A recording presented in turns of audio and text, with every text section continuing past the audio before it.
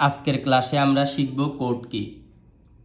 Computer সিপিইউকে বোঝানোর জন্য বিভিন্ন বর্ণ, প্রতীক, চিহ্ন, সংখ্যাকে বাইনারিতে রূপান্তর করে অদ্বিতীয়ভাবে সংকেত তৈরি করা হয়। এই অদ্বিতীয় সংকেতকে কোড বলে। মানে আমরা কম্পিউটারে যত ধরনের কাজ করি, প্রত্যেকটা কাজ কম্পিউটার বোঝে হচ্ছে বাইনারি ভাষায়। তো বাইনারি ভাষা হচ্ছে 0 আর 1। এই 0 আর 1 দিয়ে কম্পিউটারকে সব কিছু বুঝাইতে হয়। এই 0 আর 1 দিয়ে আমরা যখন বুঝাবো, এর বোঝানোর জন্য আমাদেরকে কম্পিউটারে একটা অদ্বিতীয় সংকেত তৈরি করতে হয়। কিসের জন্য?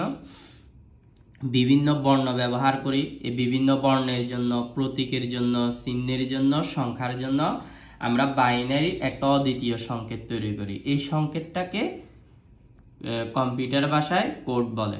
কোড প্রধানত দুই প্রকার: numeric code, alpha numeric code.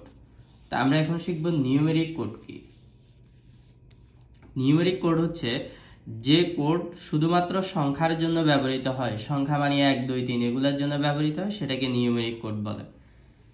Alpha numeric code কি? আলফা নিউমেরিক কোড বলতে কম্পিউটারের কিবোর্ড, কম্পিউটারের কিবোর্ডের সকল অক্ষর, গাণিতিক চিহ্ন, বিশেষ অর্থবোধক চিহ্ন, 0 থেকে 9 পর্যন্ত অঙ্ক সহ বাটনের অন্তর্গত ডেটাকে বোঝায়। মোট কথা হচ্ছে একটা কিবোর্ডে যত ধরনের কি আছে, প্রত্যেকটা কি কোড করার জন্য যে কোডটা ব্যবহার করা হয় এটাকে আলফা নিউমেরিক কোড বলে। আরো যদি ইজি ভাবে বলি, আলফা নিউমেরিক কোডের সংখ্যার পাশাপাশি বিভিন্ন বিশেষ চিহ্ন, গাণিতিক চিহ্ন, বর্ণ, এই জিনিসগুলা ব্যবহার করা হয়। আর এগুলা যেই কোড দ্বারা করা হয় সেটাকে বলা হয় আলফা নিউমেরিক কোড। তো কোডকে দুই ভাগে ভাগ করা যায়: numeric code, alpha numeric code. Numeric কোডকে আবার 3 ভাগে ভাগ করা যায়: octal code, hexadecimal code, BCG code.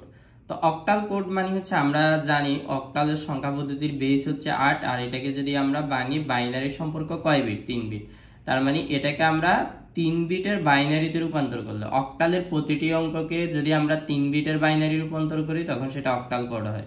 আর হেক্সাডেসিমালের বেস হচ্ছে 16, তো এটাকে আমরা 4 বিটের বাইনারিতে রূপান্তর করব, যেগুলো আমরা আগে শিখে আসছি। আমি যদি আবার বলি, অক্টালের অঙ্কটাকে যদি আমরা 3 বিটের বাইনারিতে রূপান্তর করি তাহলে সেটা অক্টাল কোড।